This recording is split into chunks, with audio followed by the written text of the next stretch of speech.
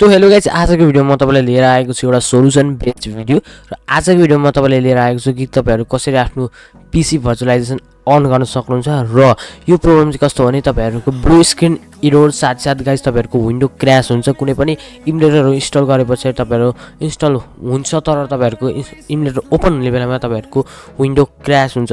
यसको आज full bass solution video म तपाईलाई नेपालीमा लिएर आइसकेको छु। आई होप यो भिडियो मन पर्छ भने लाइक शेयर सब्स्क्राइब गर्न चाहिँ नबिर्सिनु होला।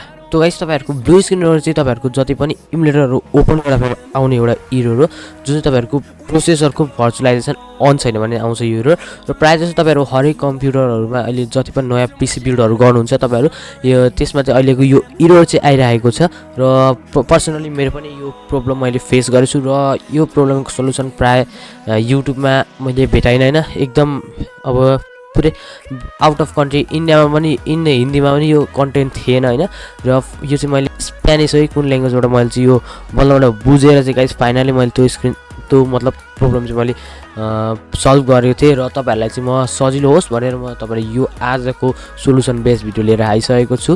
होप तपाईलाई यो भिडियो चाहिँ मन पर्छ होला। तो गाइस तपाईहरु फिक्स गर्न यो प्रब्लमलाई चाहिँ तपाईहरु सिम्पली आफ्नो बायो सेटिङ ओपन गर्नुपर्ने हुन्छ र फटाफट जाउँ हामीहरुको कम्प्युटरको स्क्रिनतिर।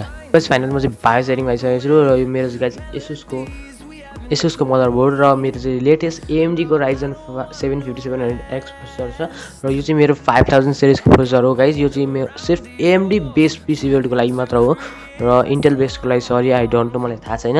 र AMD बेस्डमा चाहिँ कसरी तपाईले पीसी भर्चुअलाइजेसन र तपाईहरुको आफ्नो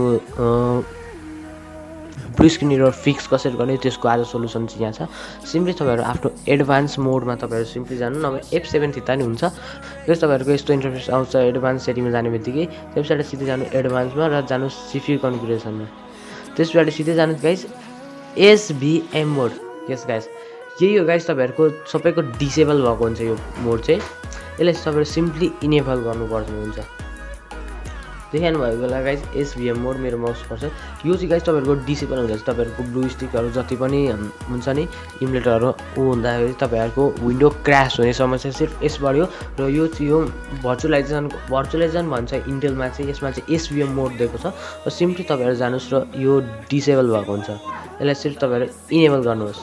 त्यसपछि गाइस तपाईहरु ब्याक आउन सक्नुहुन्छ हैन। सेभ गर्नुहोस् अनि त्यसपछि सिधै 7 एक्जिट गर्नुहोस् अनि ओके गर्नेपछि गाइस तपाईहरुको विन्डो वान्स मोर रिस्टार्ट हुन्छ हैन।